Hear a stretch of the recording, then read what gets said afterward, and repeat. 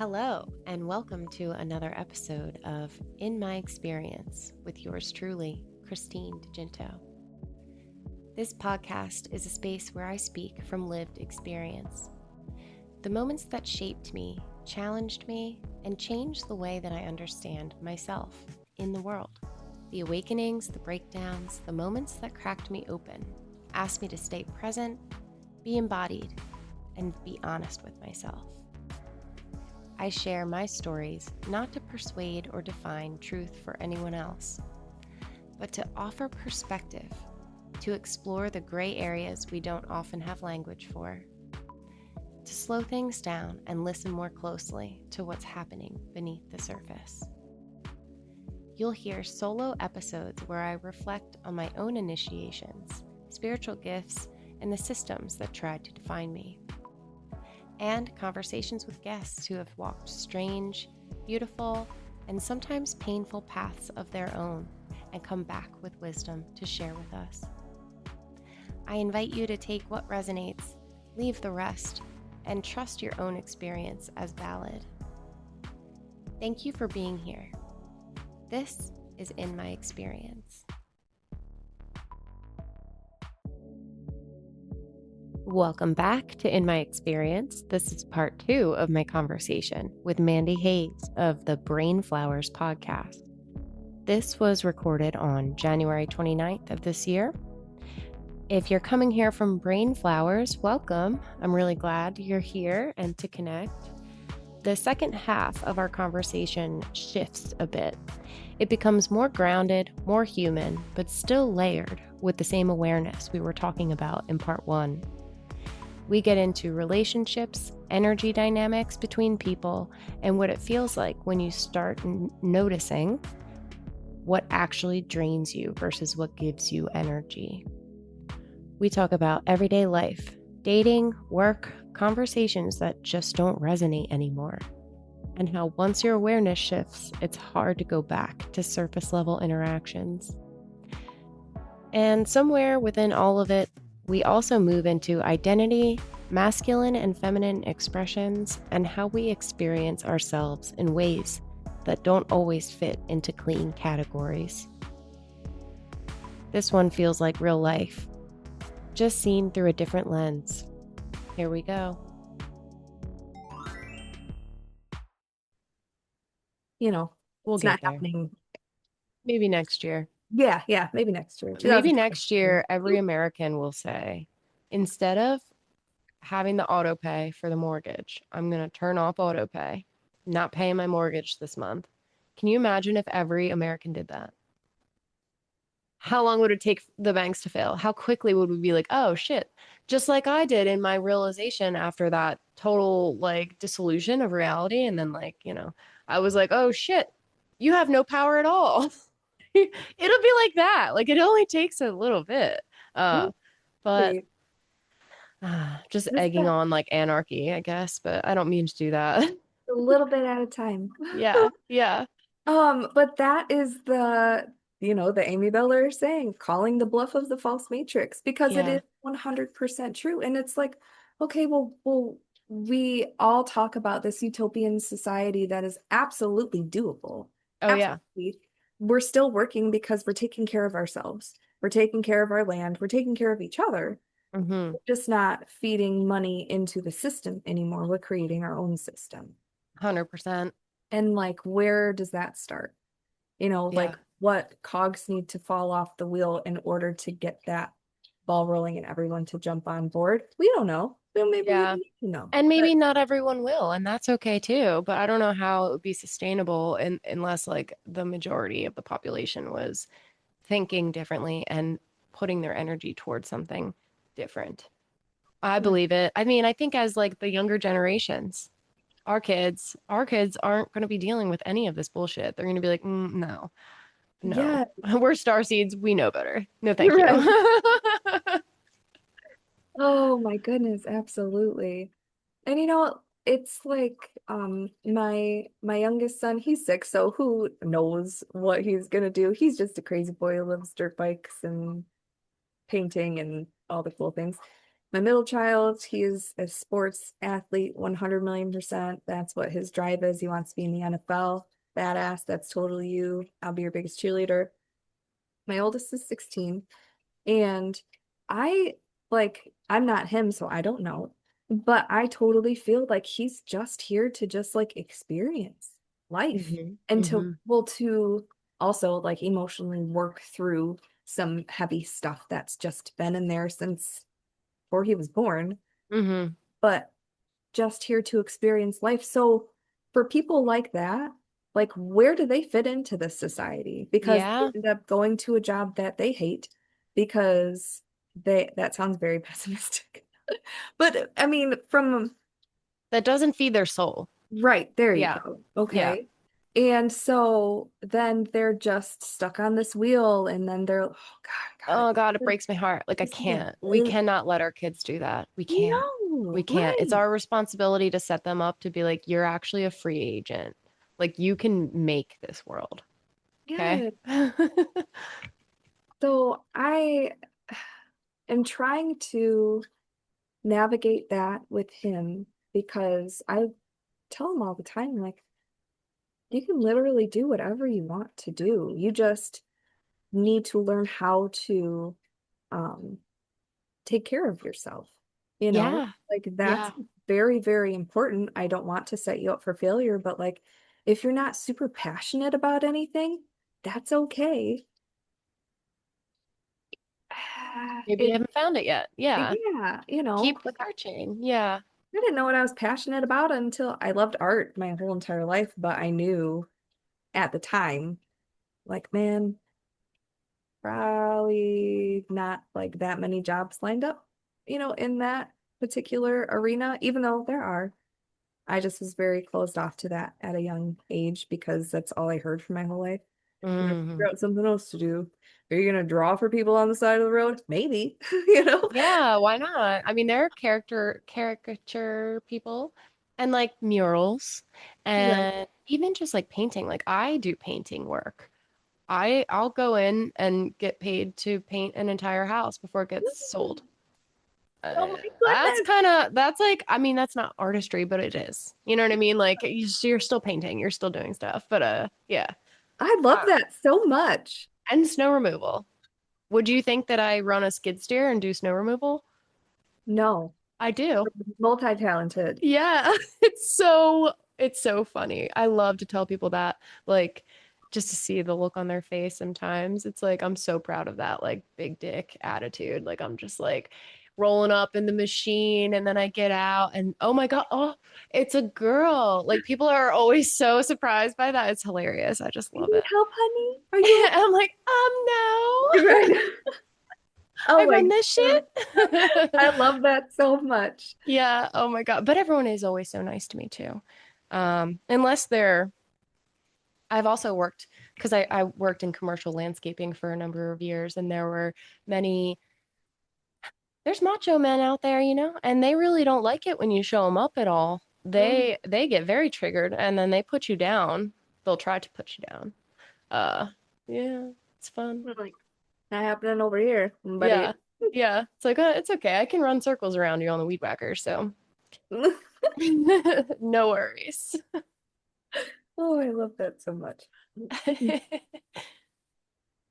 I've always been like a tomboy though.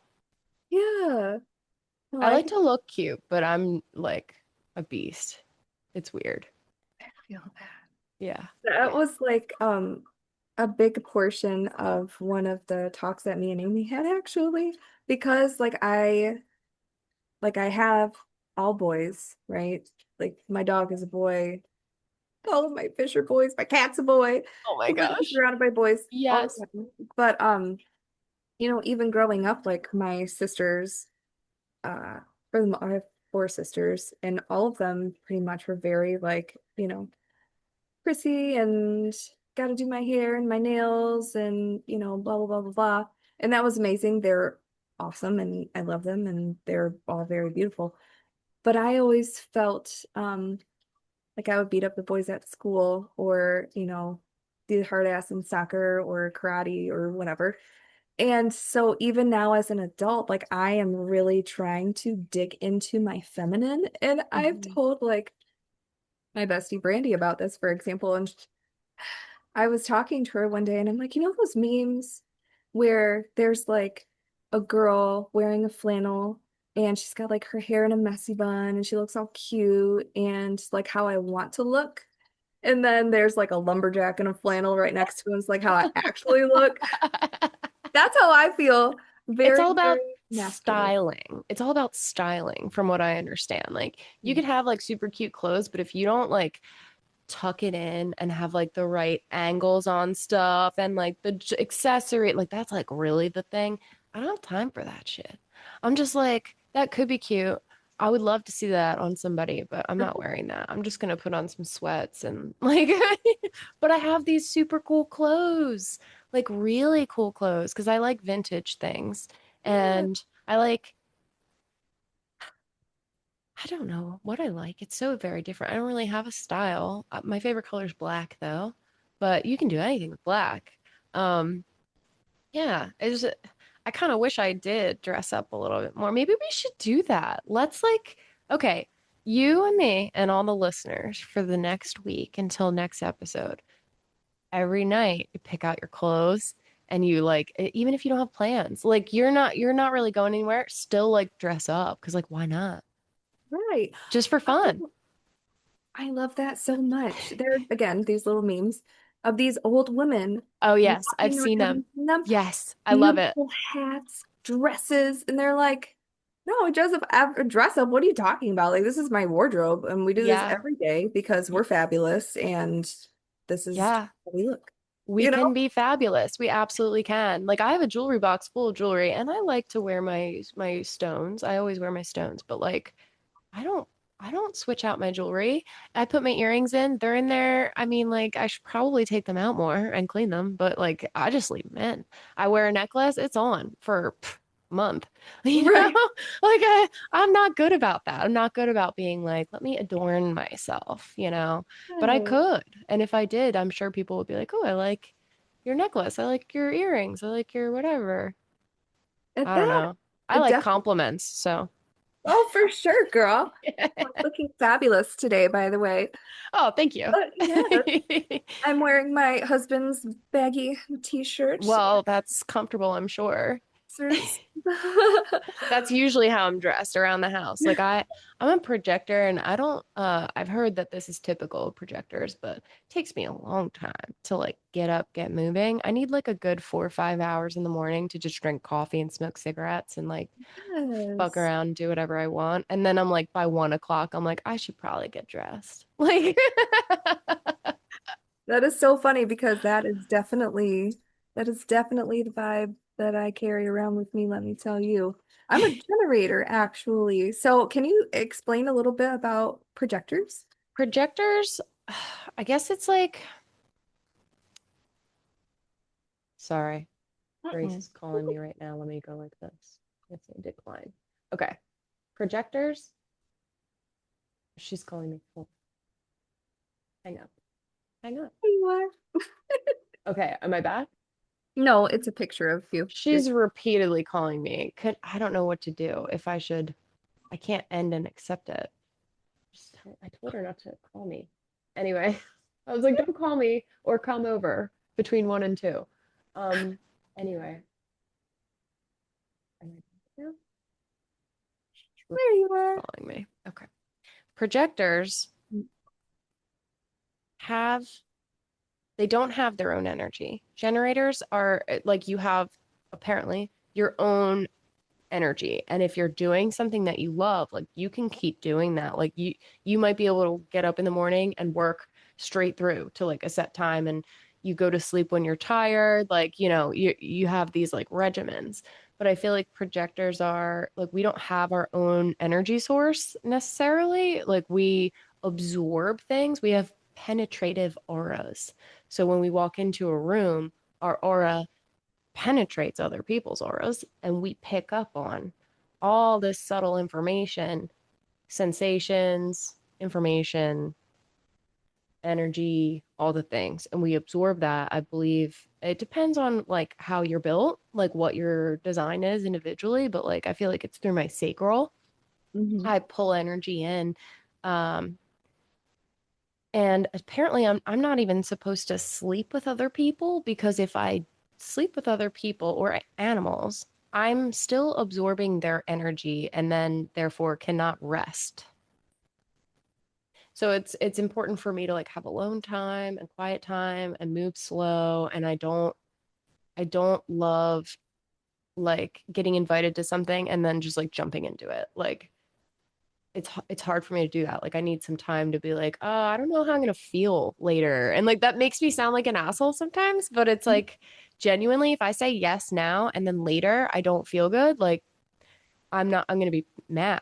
I'm gonna be like, I don't want to go now. Like, and then I won't go and whatever. So I always appreciate people who understand how I work a little bit more. That doesn't usually happen. Usually I'm good to go. But sometimes I'm like, why did I say yes to this? I don't want to do this now, you know?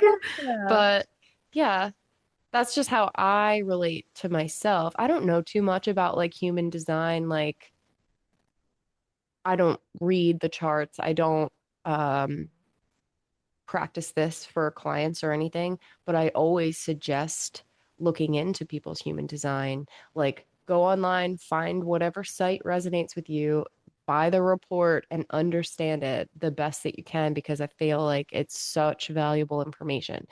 Human design, gene keys, and astrology, I feel are very important for people to understand to try to learn themselves.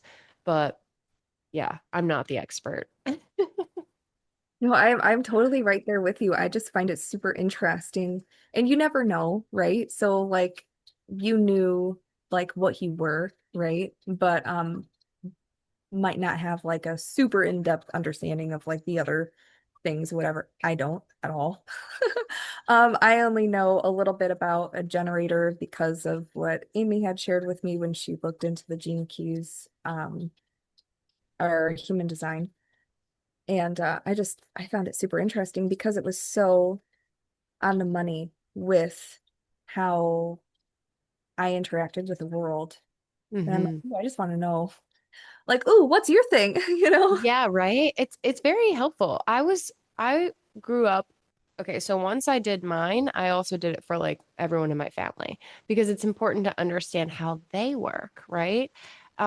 Especially my kids, but I did it for like my parents and my sister and my ex and my kids because I wanted to know like how can I deal with them better? How can I understand them more deeply and support them in their energetic needs? So that was my goal. And I realized that I was raised by a generator and a manifesting generator. And my sister is a generator also. I married a manifesting generator. My son is a projector, and my daughter is a manifester.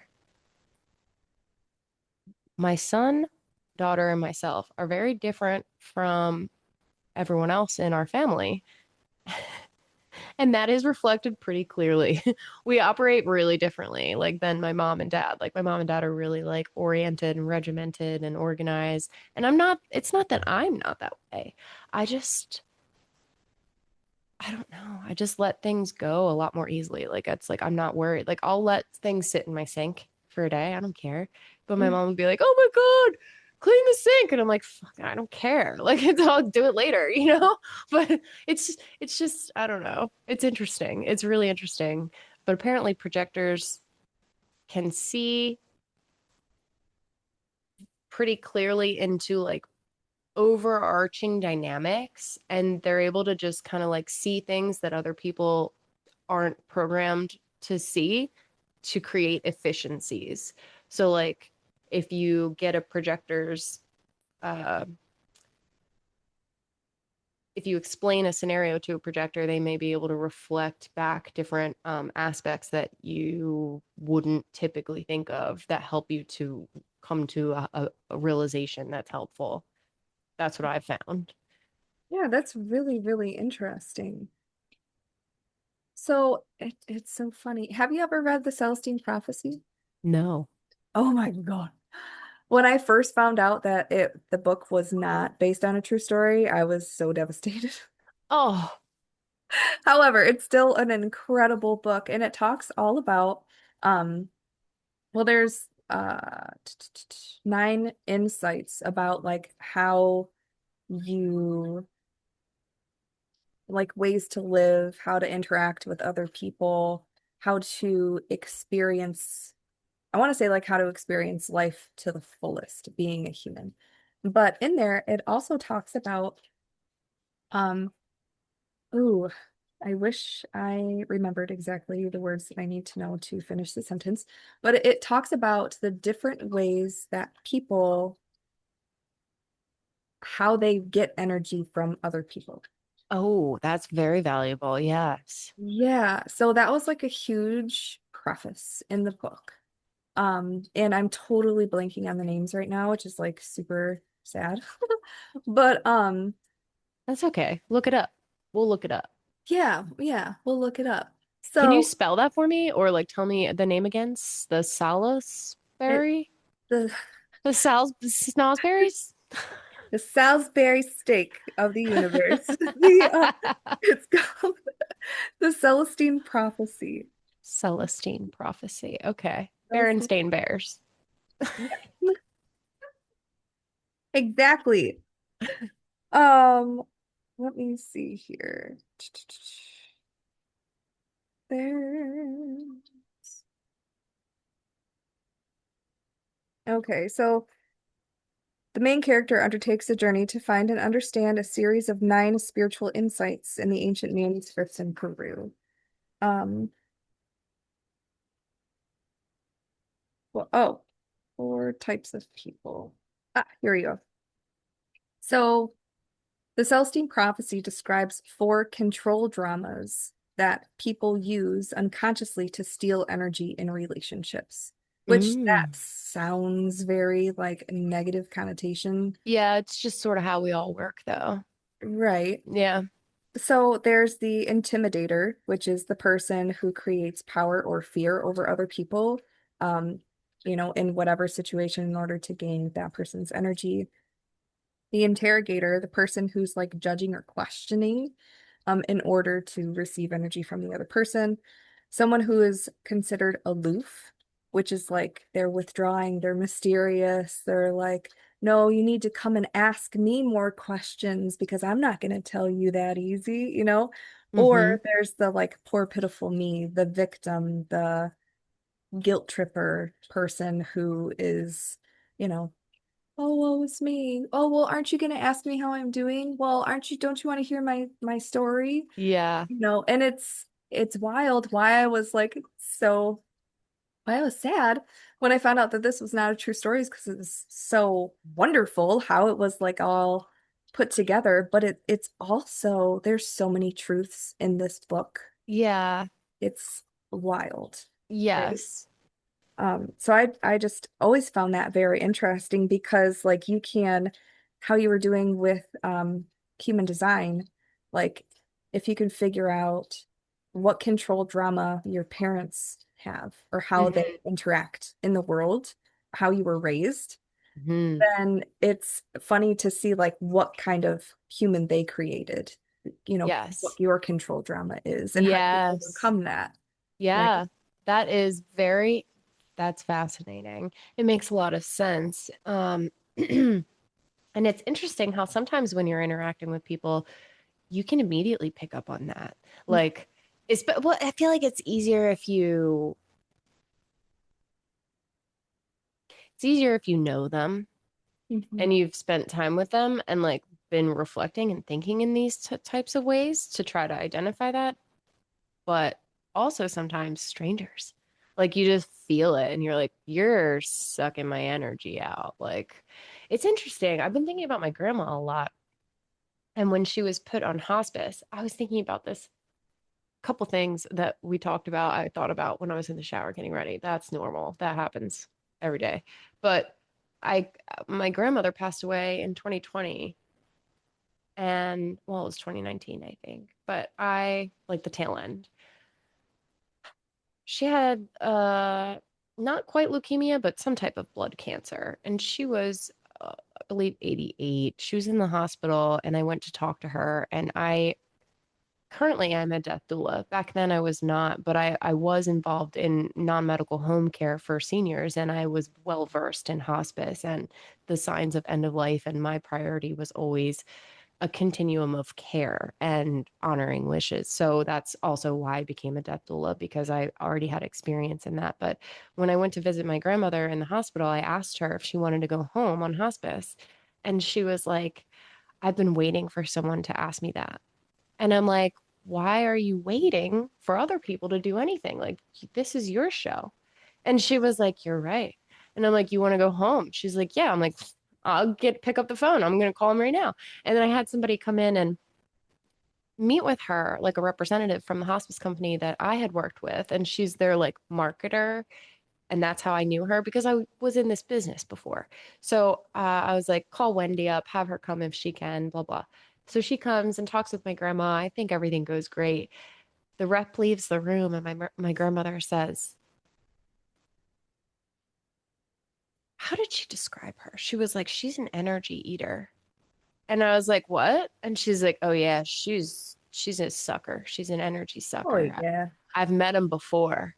She's one of them. And I was like, oh shit, like sorry that you felt that way, but you don't have to see her again. Like that was just like, like she's not going to be with you every day. And she's like, yeah, I could just feel when she was talking to me, she's just sucking all my energy out. And I was like, oh, That's I'm wild. glad you said that. Like, I'm glad Right. that you could say that and not feel bad? Yeah. Right. Yeah. So wild, man. So wild. Yeah. I believe her. I believe her. Yeah, because there's that thing too, like when you're working with people and you have that like business relationship, the niceties that you share with people, it's fucking draining, right? And then you wonder, like, is it what we're doing, or is it the person I'm doing it with that's draining me? Is it the shallow surface level thing that's draining me, or is it this individual, you know?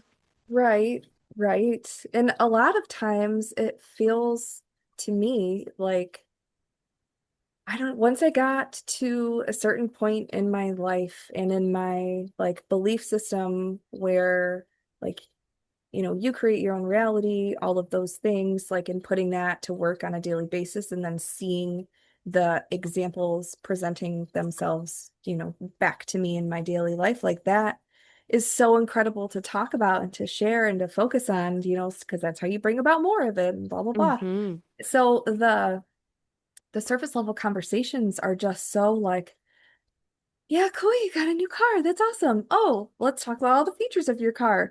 Oh, you want to talk about how much it costs? I'm like, Mm. uh, Oh my okay. gosh. Yeah. Oh And you gosh. don't want to be rude or anything at all because obviously they're very excited about this thing, but it's like, I don't have anything to offer. I don't have much to offer in return in regards to the level that you want to meet me at because Yeah. I'm just not there it's just not fun for me anymore. So it Yeah. feels way more draining to me than it does to you, you Yes. know? Yes, totally. I was briefly dating someone that lives across the street. It was convenient, right? But similarly, it's funny that you're talking about a car in particular, but he had a car and a truck and another car. And he was like, I love my truck. I'm never going to get rid of it. And I was like, yeah, I need to buy a truck because I do landscaping. And I currently drive an Audi A6. I love it so much, but it's not ideal to load weed whackers and backpack blowers and shovels and all kinds of things in. I do it, but it's not ideal. So I would prefer to have a truck, and then I would be able to pick up other materials like stone and dirt and plants, all the things. You could see how, if you could see how many plants I can fit in my car, I could redo your entire garden. Anyway, but it's funny because he was like, yeah, you can use my truck. Don't worry about it. You'll be doing me a favor actually, because I don't drive it enough. And if you borrow it like once or twice a week and drive it around, like that would help me. And I was like, okay.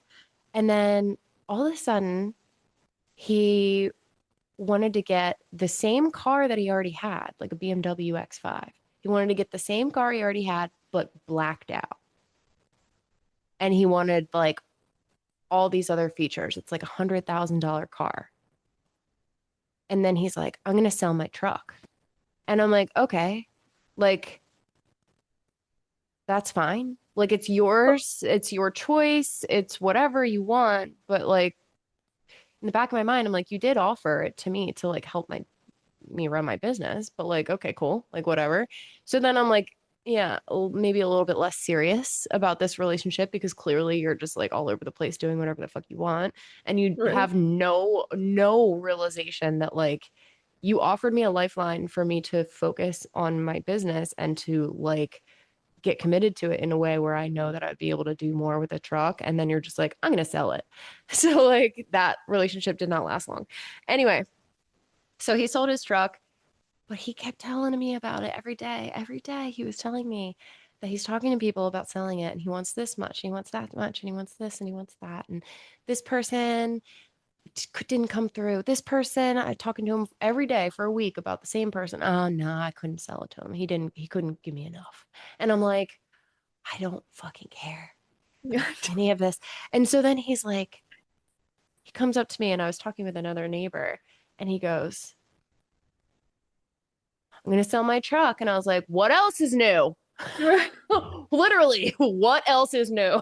Like, and he thought I was being, What I'm happened? sure he thought I was being rude, but like, I just couldn't fucking hear it anymore. I'm like, I don't care. Like, your one thing that you are obsessed with is like this big on my list of I don't care. So he did. He sold that Yeah. truck, got another more expensive car for absolutely no reason. But then he just told me recently he wants to buy a truck because he misses his truck. And I'm like, okay, whatever. Here we go. Yeah. And but it's like it's funny. I was talking with the neighbor about how I was kind of in a relationship with this person. He's like, "Oh yeah, that's convenient." And I was like, "Yeah, it could be. It could be. Uh, or it could be a nightmare. We'll see." Like, because I can't really Yeah. get away from him if it gets weird. I can't really, but it's okay. Everything's fine. Hopefully he doesn't hear this, but I'm sure he already knows that's exactly how it went because I very clearly would like shut down when he would start talking. I'd be like, But isn't that the thing though? Because like it's a blessing because you can have the capacity to speak to other people about just mind-blowing, off the wall, amazing, deep things.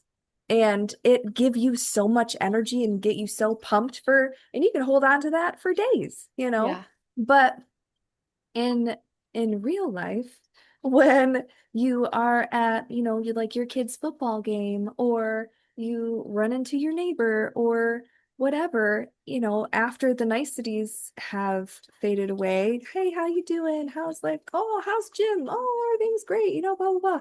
Well, then you're sitting there like, yeah, okay. You know, so how about the like weather? I know you don't want to go down that road because you're just gonna look at me like I'm a crazy person. But I've started just saying like whatever, basically like whatever I want. And sometimes people look at me weird. I don't know. One time I was on a train going down to Georgia to visit a friend, mm, and it was actually really cool. It was like the first time that I've ever taken a train for a long trip, but I'll tell you, it's cheaper than a flight and you get way more room in your seat. The seats actually recline all the way back. And like if you pick a train that is going overnight, you can just sleep. Like yeah, when you wake up, you're there. It's fine. It's kind of cool. But they yeah, also great service. stop. They stop along the way. Planes don't, right? I smoke cigarettes. I'm a big cig smoker and I'm not ashamed of that. But so that when they stop the train, you can get off and smoke a cig. All of the smokers get off the train. I'm standing there, the moon is real bright, and there's a woman there. It's probably like 2:30 in the morning. There's a woman and a man, and we're all kind of far away from each other. And I look at her and I go, wow, look at the moon. And she looks at it and I go, do you think it's real? And she was like, this lady's fucking weird. And like walked away from me. And then she went up to the guy. She's like, she just asked me if I think the moon is real. And I was like, yeah, I sure Well, did. Well, yeah, you didn't answer me. can I get a response here, please? That is so incredibly beautiful. And I love that so much. So, like, oh, I love that so much. I I am just laughed. I was trying. just laughing by myself. I was like, Well, because it's your reality, it's your world. You are yeah, your own being, and like that's your feelings. Not to sound like super, oh, it's all about you. It's all about, yourself, blah, blah, blah, blah, blah. But like, but really it is. yeah, Like from a very loving perspective, obviously. But oh, I just love that so much. So like, okay, I randomly get words that like pop in my head, and a lot of times I don't know what they mean, so I'm constantly Googling things all the time. So I was laying in bed, well, on the couch. This happened like a couple days ago. Laying on the couch, trying to go to sleep, tossing and turning. And I had the word bindi pop in my head over mm, and over and over and over again. And I'm like, what the fuck? What does bindi mean? Why is this so important? So I Google it, and it's the dot that it yeah, means where on their head. I had no idea. yeah, So I started looking up like, okay, well, why? And where did this come from? How did yes. it originate? Blah, blah, blah, blah, blah. And in Jainism, um, they wear bindis as a form of like psychic protection, but also it's a reminder for people of Jainism to remember like your spirit comes first and everything else comes second, right? Hmm. Um, but also in Hinduism, it's the women wear it, especially red ones when they're married, or in a loving relationship, whatever. And so I was just thinking to myself, like, wow, I would love to just be able to like wear one.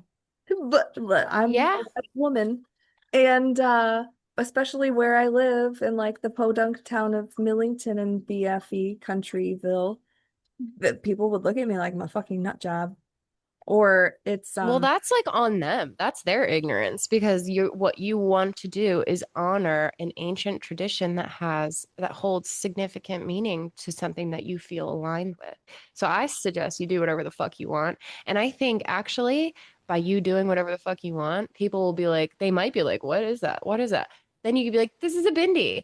It's because, and you like explain, and then they might learn something and they might be like, oh, we as Americans don't know everything. Well, see, very, very true. And it is um man, the confidence to divine self-expression. Yeah, And I am constantly learning that yeah, because, and I feel like, especially as like a white female in the United States, this is like a whole entire subject on its own, but and totally controversial as well. yes, very controversial, but it doesn't make any sense about why it is because we all just are what we are, and we Right. are all actually one. And there is no separation, there is no difference between us on the spiritual side of things. So it's like really funny that these differences in our bodies and physical appearances seem to separate us, but like we need And to evolve past that. Yeah. yeah, and if you think about reincarnation, and obviously not everybody believes that, and that's totally completely fine. They're For wrong. They're wrong if they don't believe it, but no, I'm just kidding. I'm kidding. I'm kidding. You can believe what you want. for my own personal experience and beliefs, I definitely believe that. So, like, it's not like in every single lifetime I'm a white woman from Yep. America. Like Yep. we all have different experiences with different backgrounds, different cultures, different skin tones, different religions, all of these things. It's just like, in this lifetime, I picked this particular vessel for, whatever reason I had. Yeah. But I think it's really important to not like I understand cultural appropriation. Like I get it. I had Yeah. dreads for the longest time. Absolutely love them. Getting them back when my hair is long. It's a long story. But when I first got dreads, I was 23, and for the first time in my life, I felt like my outsides matched my insides. You know what I mean? Yeah. Yeah. It was a beautiful, beautiful feeling, and I loved them so much, and they grew with me. And it wasn't until like later, probably like 5 years down the road, right before I had to get them taken out, um, that I was really hearing the words like cultural appropriation were being thrown around quite a lot. And I was like, oh, no, like I'm not trying to take, like, how is me expressing myself in this way taking from anyone? And I don't want anyone to think that like I don't, like I'm taking someone else's culture and using it for my own personal benefit and claiming it as my own. And that's Absolutely. not what I'm doing. Absolutely. I've had resistance around admitting that I am a shaman. I just am a shaman, Right. period. From many, many lifetimes of training, this incarnation, my purpose, my goals, I am a shaman. And I for many years, I guess 4 now, I've felt very strange saying that because I wanted to avoid any cultural appropriation. Mm. And how can you just call yourself a shaman? You weren't, you didn't go into the jungle and live there for months on end and work with the medicine and contact spirit only and focus on that. Like, you can't say you're a shaman. Yes, I can. I'm a shaman. I've trained for lifetimes. And it would be a dishonoring my full ability and my full self by not saying that and not embodying that, because that is what I'm supposed to do. And I don't think that shamans only come from the Amazon. They're in every culture Yeah. through the entire history of existence. There is a very specific reason for that. It's because they are necessary and required. So we just have to like let go of those things at the best that we can, uh, the judgment that we have for other people, feeling like, well, who are you to do this? And it's like, why would we even hold that? And it's Why? that is the most beautiful thing, and I completely feel that. The shaman is the walker between worlds, the one that holds, that helps receive the medicine from the other side to help people here in the physical. So like that is a really beautiful thing. As you had said, there's shamanism in every single culture. But when it comes to the United States does not have its own culture. I mean, now it does, and it's very disconnected. Yeah. But like we don't have a deep-rooted history. We took from people who already had a deep-rooted history here. And rewrote it and Yeah. plowed through it and Yeah. took all the resources from it and shoved it So, in the dark. Yeah, it's terrible. Like fucking horrible. Obviously, we have to reverse that. Yeah. right. But Yeah. so like with us, after 250 years of people that have lived in this society, now it's us who are waking up and coming to the realization that like we're really deeply connected to many different traditions and cultures. You just need to get to know yourself to understand which ones feel connected to you, and that's Mm-hmm. okay to say that, being Mm-hmm. an American white woman and not feel bad about it, but it's hard. Yeah, it can be. And I think we probably have been in these little avatars. We picked these avatars because they would be probably the least resistant to like success. Like, we needed to be set up with, what do you call it? Privileges. We have privileges as white women.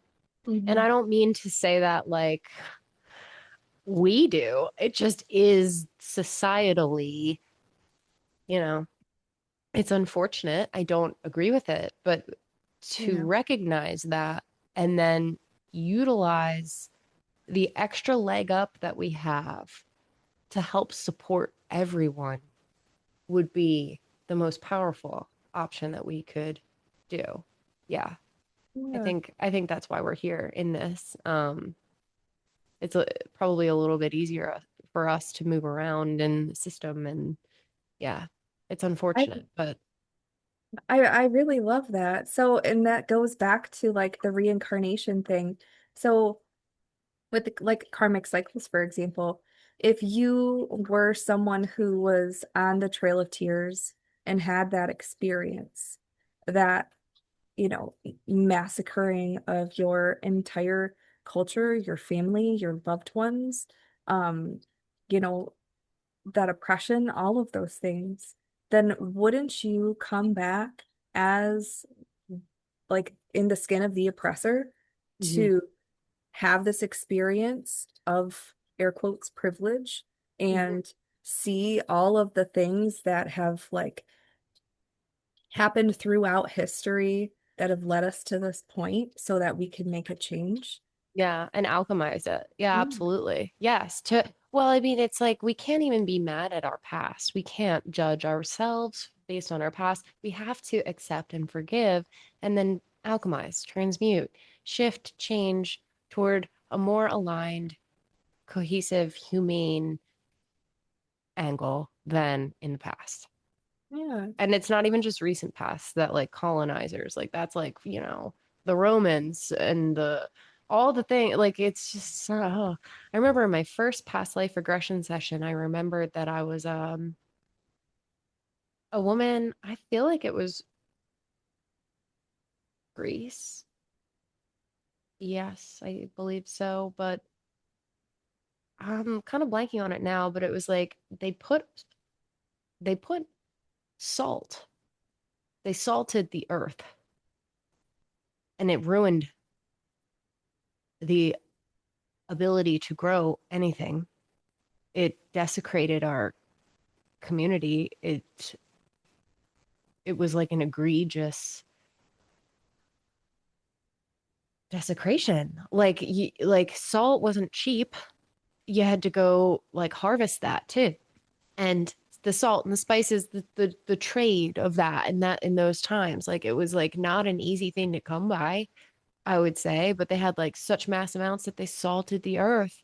And it was like a vindictive move by one of the emperors. And I remember just being so upset. Like they ruined everything. How could they do this?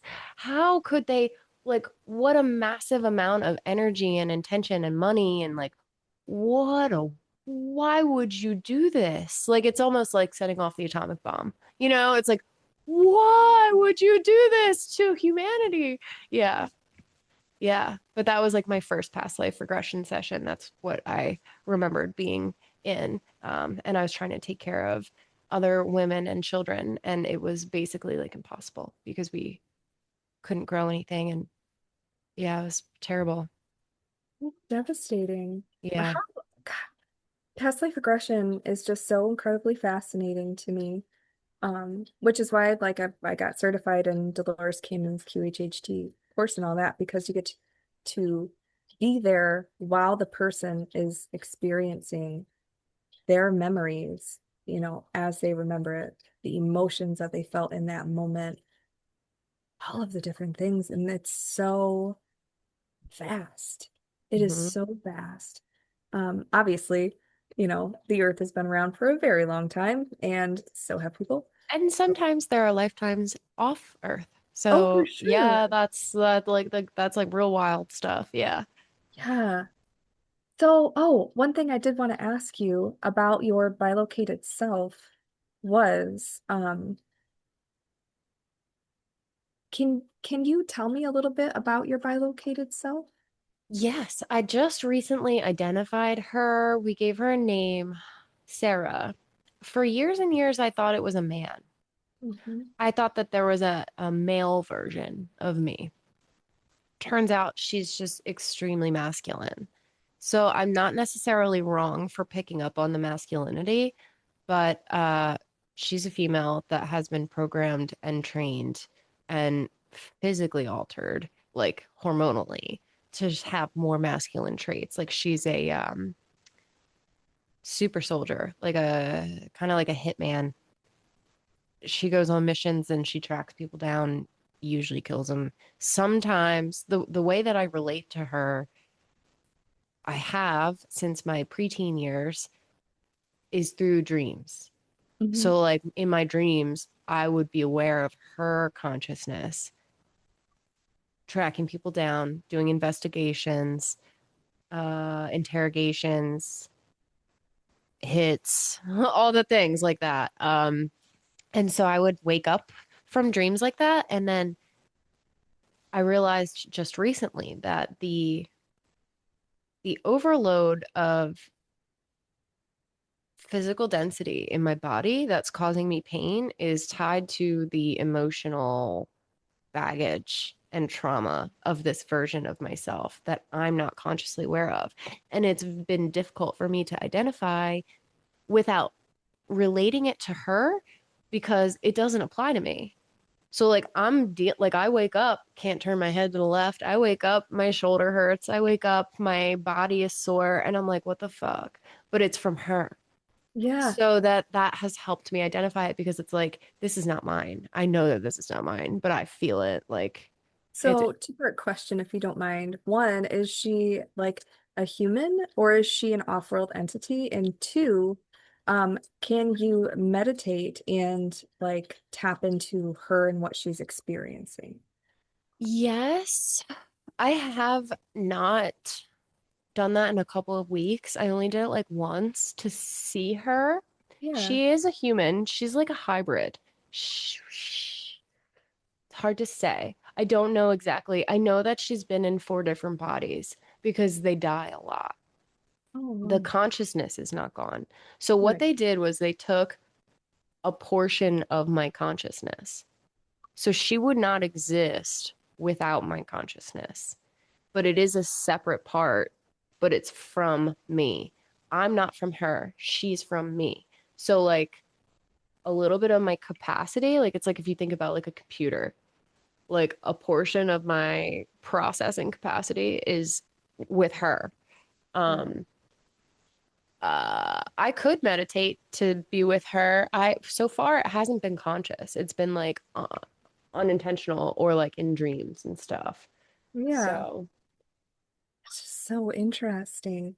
yeah. Um, so like with the bilocated self that is Nadea, it like I can meditate to tap into what she's experiencing, but like sometimes it's way easier than other times. I don't do it very often either. Yeah. Um, but like so you had asked in the last time that we talked if she was a part of something. I forget the words that you used. Oh, this the secret space program or Yes. Yeah. yes. So, I think yours is intergalactic. I think that yours is above the government. It's how do I word it? Yours is like an organic connection, soul-based, interdimensional from your galactic roots.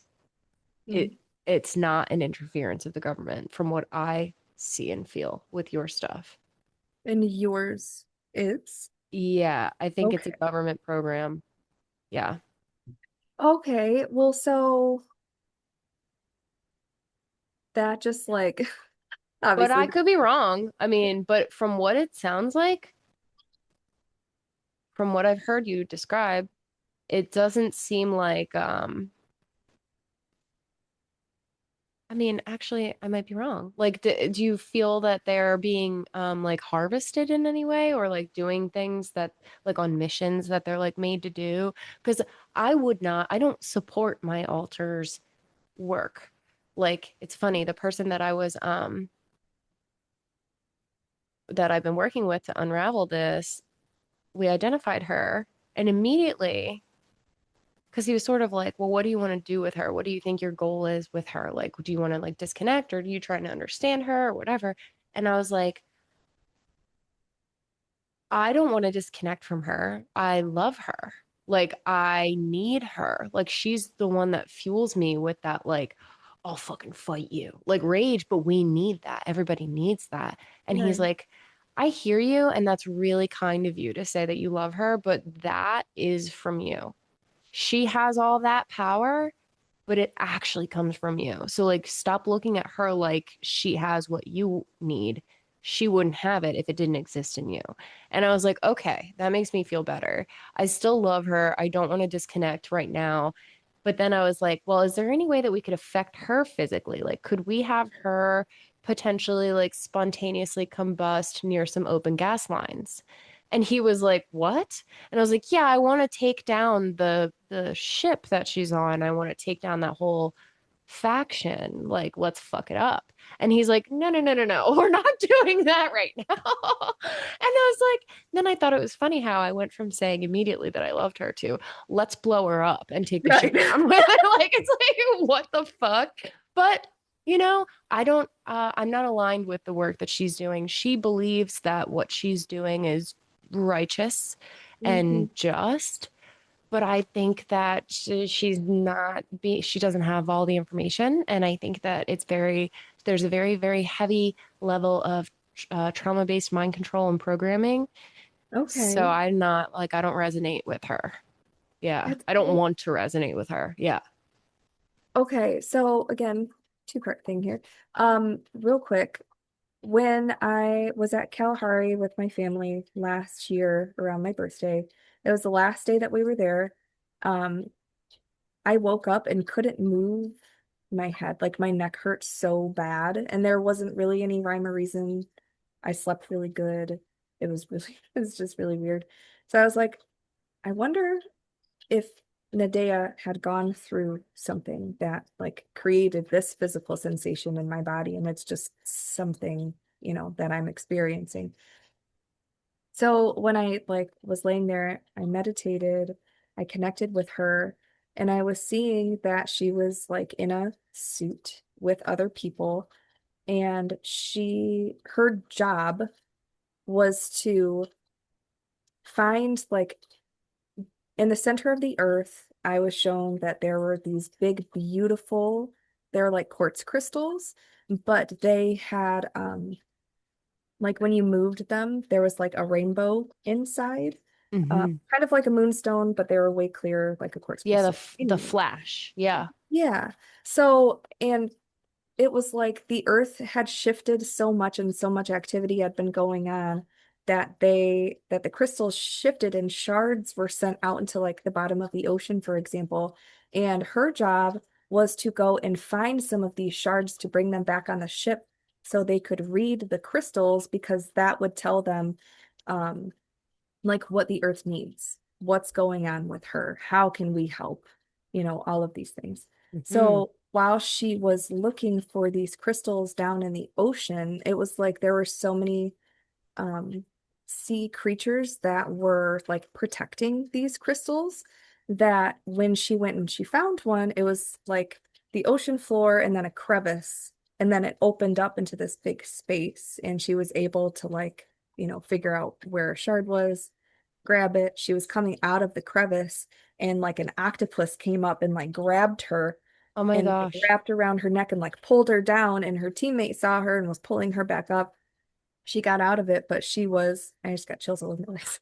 And she Hmm. was laying in a bed with a neck brace on Yeah. a while, like a week or something. And That's I was like, crazy. that like I didn't just make up that whole entire scenario in my mind as to why my neck is sore, but like I Yeah. asked the question and they're presented the answer, right? And Kalahari is a water park and she was in the ocean.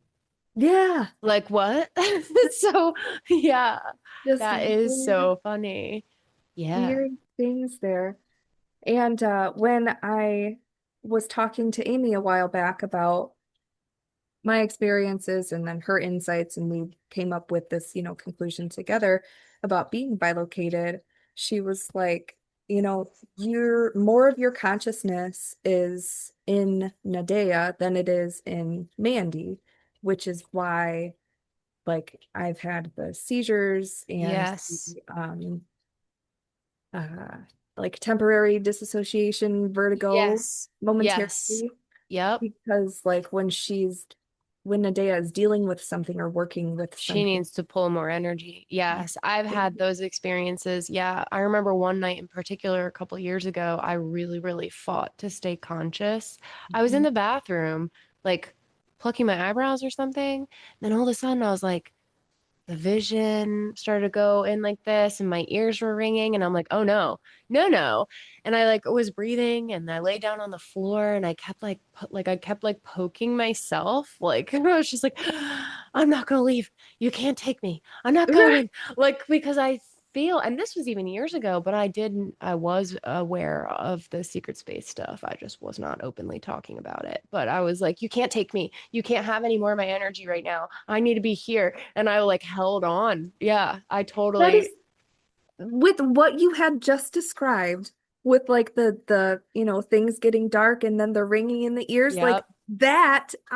that is so, it's so mind-blowing. But then again, it's like, well, duh, she's experiencing the same thing that you have been, because hello, by location, that's what we're talking about right now. But it, like, my human is like, oh my God, this is nuts, you know? Yes, How yes. And a incredible. doctor would just say, "Oh, that's just a neurological reaction to your brain like shutting down." And it's like, "No. But why? No. I can see that I'm getting pulled out. I have no energy in my body." Like that's what would happen to me when I had syncope, which is randomly losing consciousness.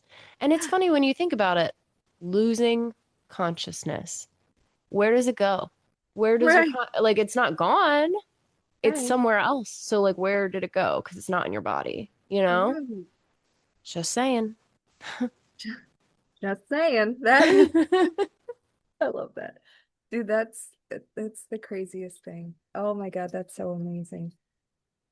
Thank you. Yeah, I love talking with you so much. I feel like we could True. like really go on any subject. Uh Absolutely.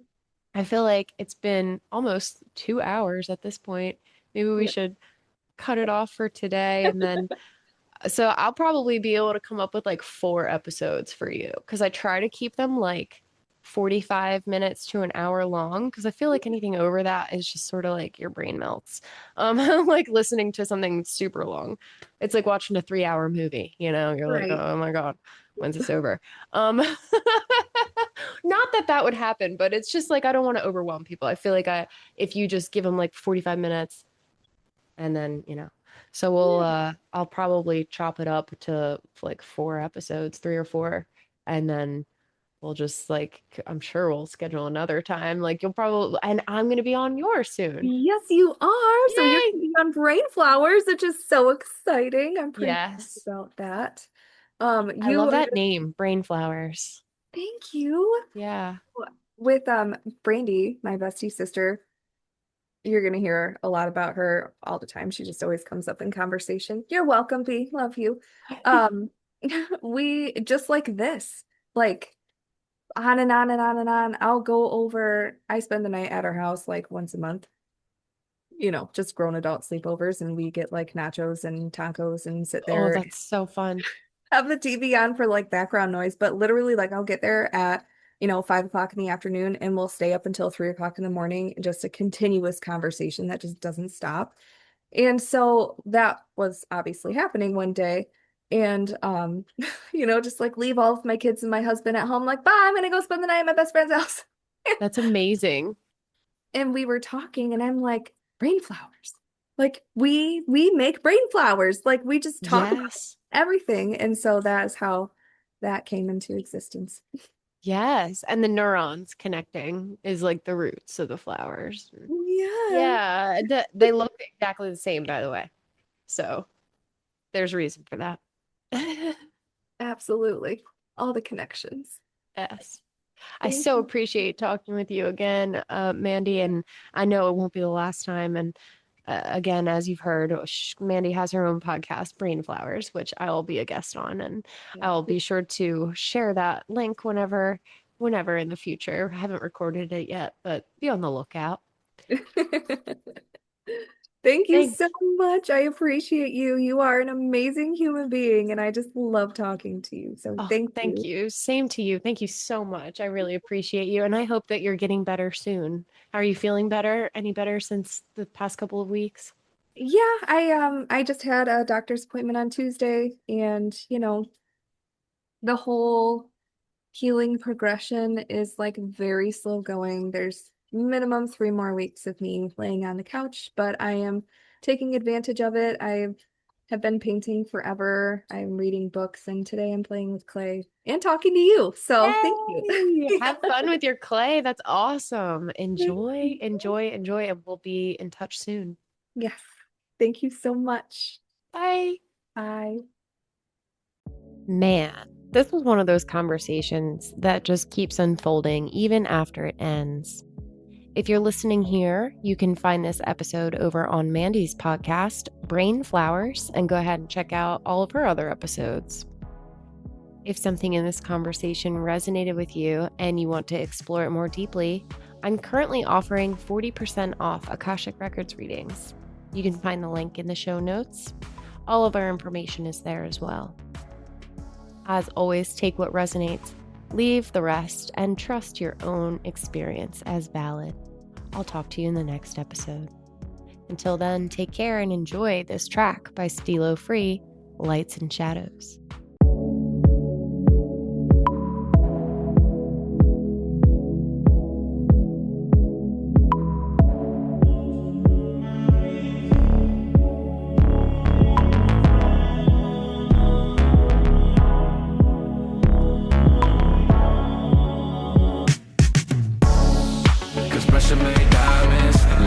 Smoking loud in the silence. It's all love, but no trust. Why you think I'm doing too much? Cause pressure made diamonds. Lay back, smoking loud in the silence. I roll up and go up. Why you tripping? Give me no love. Nowadays you don't gotta mind me. In the end I hope you really find peace. I had to set my mind free. I had to let my soul breathe. Moon sign Pisces, heart broke psyche. Angels all around me, but demons wanna fight me. Feel like I had to fight myself. No, I had to look inside myself. With a predisposition to addiction. Through the negatives, I'm still focused on the vision. It's sorta like that first scene you see in Pulp Fiction. I see the end, but it's really only the beginning. I had to find a way to be grateful for them locked doors that you made close. When doves cry, it's so painful, but the purple rain is so graceful.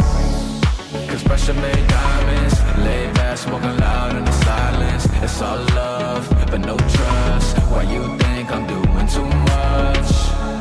Cause pressure made diamonds. Lay back, smoking loud in the silence. I roll up and go up. Why you tripping? Give me no love. I'm fighting battles, lost between the lights and the shadows. Trying to shoot me down, I'm dodging all the ammo.